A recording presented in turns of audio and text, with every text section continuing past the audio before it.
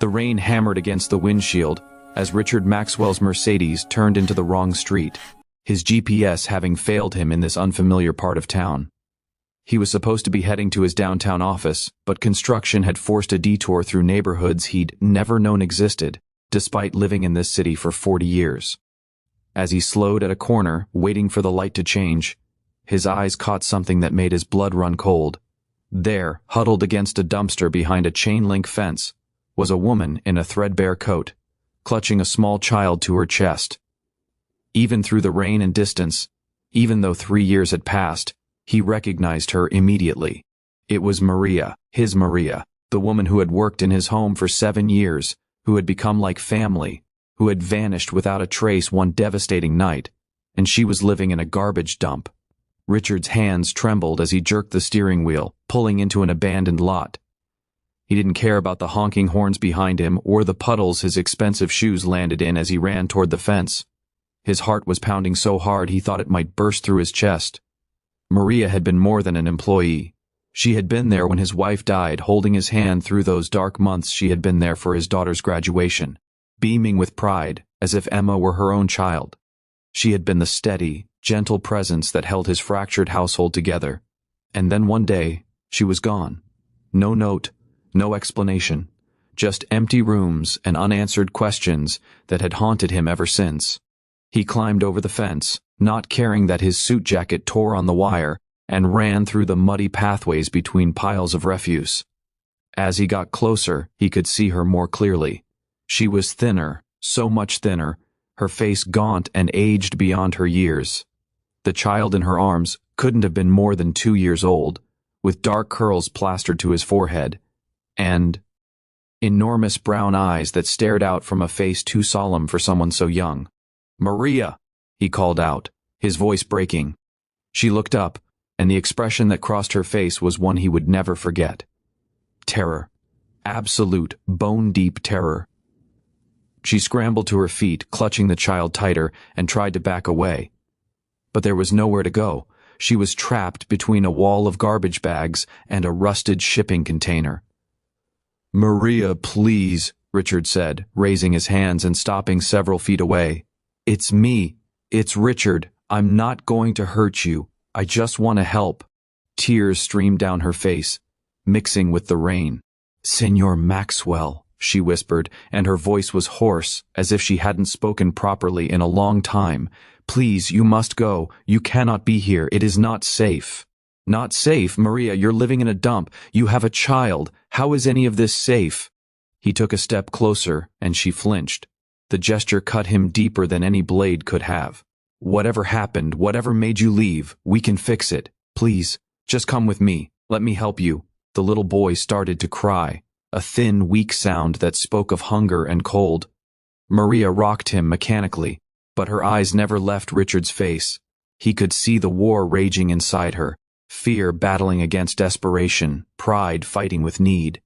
"You do not understand," she said finally. "I cannot come back. I can never come back. Then help me understand. Maria, you were family. When you disappeared, it destroyed us." Emma cried for weeks. "I looked everywhere for you. I filed missing person reports, hired investigators, called every hospital in 3 states. What happened? Where did you go?" She was silent for a long moment, her jaw working as if she were trying to form words that wouldn't come. Finally, she sagged against the shipping container, the fight draining out of her. "I was pregnant," she whispered. Richard felt the world tilt beneath his feet. "Pregnant? But why would you?" "Run. Did you think I would fire you?" "Maria, I would never—" "It was not just that," she interrupted, and her voice was thick with shame. "It was whose baby it was." The rain seemed to grow louder in the silence that followed. Richard's mind raced, trying to understand. "Whose baby, Maria?" She looked down at the child in her arms, and when she looked back up, her eyes were filled with such profound sadness that Richard felt his chest constrict.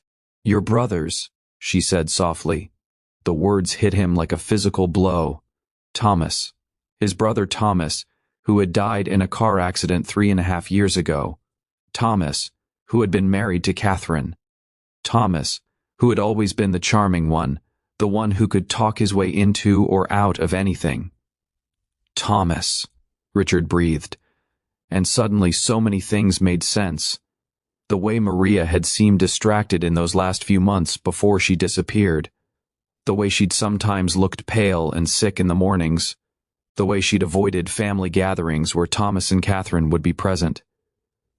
"He said he loved me," Maria continued, and her voice was barely audible now. "He said he was going to leave his wife. He said we would be together. I was so stupid, Senor Maxwell, so stupid. I believed him because I wanted to believe him. Because for once in my life, someone like him saw me as more than just a maid, more than just the help." Richard felt sick. He wanted to defend his brother, to say that Thomas wouldn't have done something like that, but he knew it would be a lie. Thomas had always been a philanderer. There had been rumors throughout his marriage, whispered conversations that Richard had ignored because Thomas was his brother and you stood by family. But this was different. "When I found out I was pregnant," Maria went on, "I was so happy at first. I thought finally this will make it real. He will have to tell his wife. He will have to choose. But when I told him," she closed her eyes, and a fresh wave of tears spilled down her cheeks. He laughed. "He said I must have been with someone else because he had been careful. He said if I tried to claim the baby was his, he would destroy me. He would have me deported. He would make sure I never worked again. He said no one would believe a maid over a Maxwell." "Maria, I am so sorry," Richard said, and he meant it with every fiber of his being. "I'm so sorry. If I had known—" "How could you know?" she asked. "He was your brother, and he was right. Who would have believed me? So I ran. I had some money saved, and I thought I could make it work. I went to another city, found a room, got a job in a restaurant. But then the baby came early. There were complications, the medical bills." She laughed bitterly. "They took everything, and without papers, without references I could use, I could not find good work. I tried, Senor Maxwell. I tried so hard. But it was never enough." "How long have you been here?" Richard asked, looking around at the squalor surrounding them. 4 months, she said. "At first we stayed in a shelter, but there was a man there who—" She trailed off, and Richard didn't need her to finish. This was safer. "Here, people leave us alone mostly. We have a spot in the container where it is dry. I find food, clothes. I keep Diego clean and fed as best I can." Diego. His nephew had a name. Richard looked at the little boy, really looked at him, and felt his heart shatter into a million pieces. The child had Thomas's eyes, the distinctive Maxwell gray-blue that ran in the family. He had the same curl to his hair, the same shape to his face. There was no denying the parentage. "You need to come with me," Richard said firmly. "Both of you. Right now." "I cannot," Maria protested. "Your family, they will—" "My family will accept this because I say so," Richard interrupted. "Maria, this child is my nephew. He's a Maxwell, whether anyone likes it or not. And you suffered because of my brother's cruelty and cowardice. I can't change what happened, but I can help you now. Please, let me help you."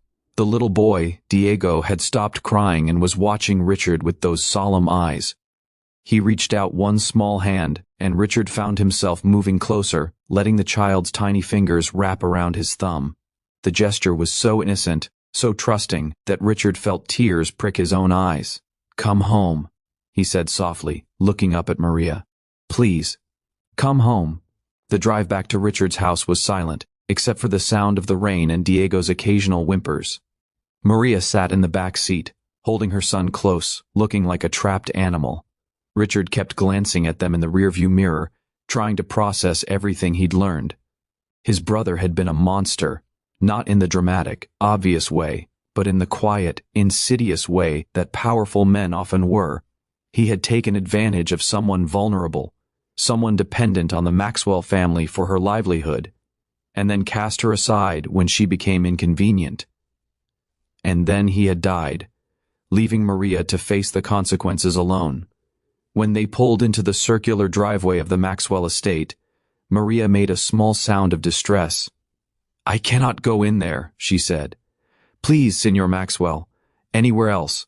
"This is your home," Richard said firmly, parking the car and turning to face her. "It was always your home. That never changed."